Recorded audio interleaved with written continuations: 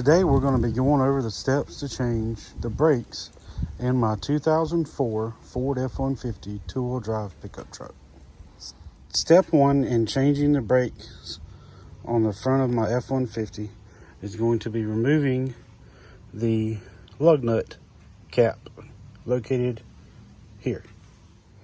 This can be done with a screwdriver or any tire tool. Once the lug nut cover has been removed, then you will need to loosen your lug nuts before jacking your truck up. Once you have loosened all your lug nuts, you will need to jack up the truck using the appropriate size jack and jack stand to secure the truck in the air. Once you have the truck jacked up, then you can finish removing the lug nuts. Once the lug nuts have been removed from the truck, then you can remove the tire from the truck.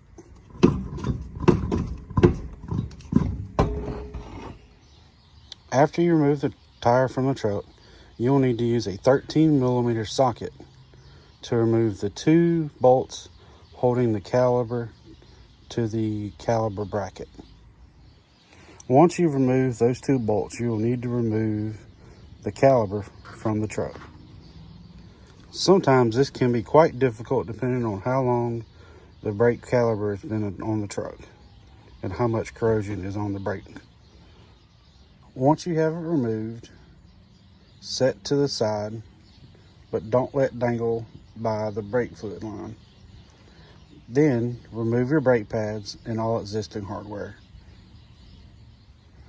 Once all your existing hardware has been removed, use a wire brush and an air gun to remove all dust and debris where your existing hardware was.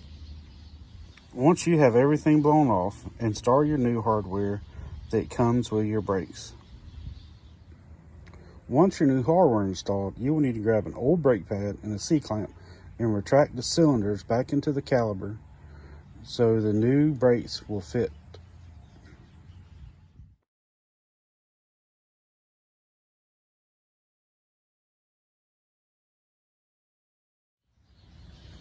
Now with the cylinders retracted, you can install your brakes and insert your caliper over the top of your new brake pads.